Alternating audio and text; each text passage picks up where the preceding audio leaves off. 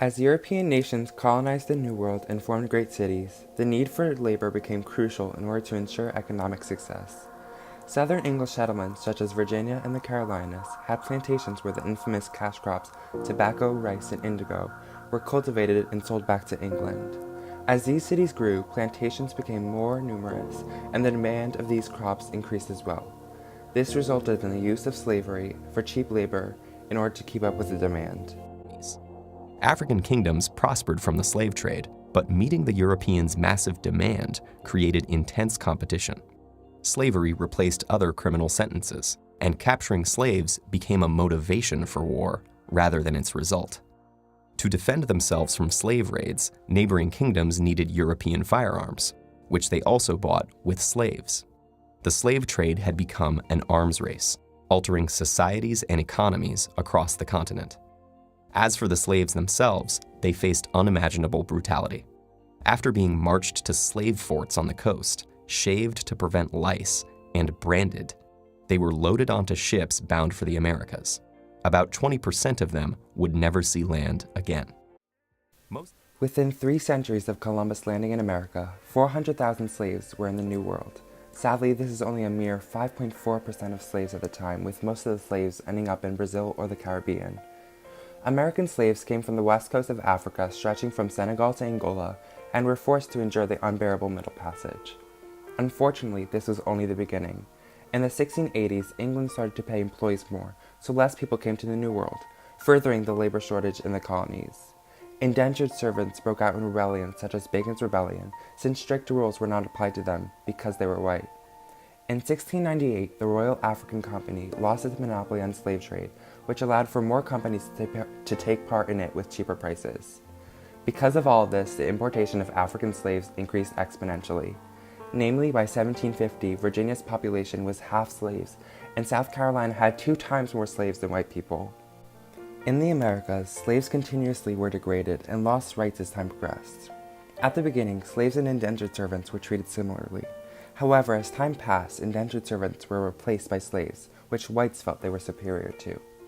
Strict slave codes began to be adopted, such as the Barbados Slave Code in 1661, which imposed strict laws on African slaves, including torture, execution, and abuse for noncompliance.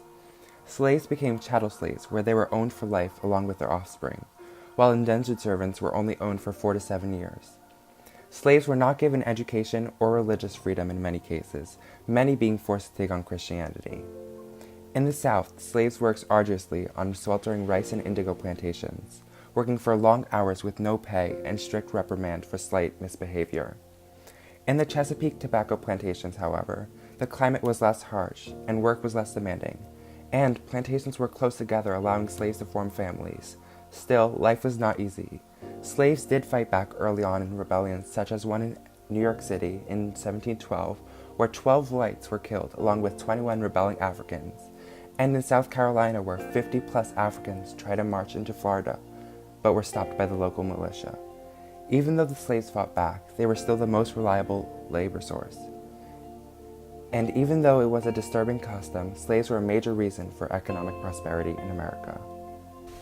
With African slaves, gaps in the Southern social structure widened. The ownership of slaves enabled plantation owners to create a hierarchy with themselves on top.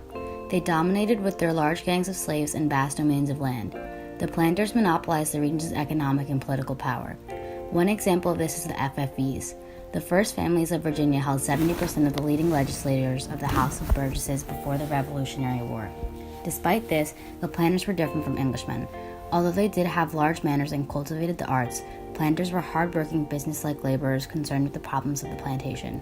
Following the plantation owners on the social ladder were small farmers. This was the largest group in Southern society. They lived a hand-to-mouth existence, tilling their own small plots of land with maybe 1 or 2 slaves. Next were the landless whites, which were primarily former indentured servants that were still not financially stable. Under them were the indentured servants that were still serving out their time.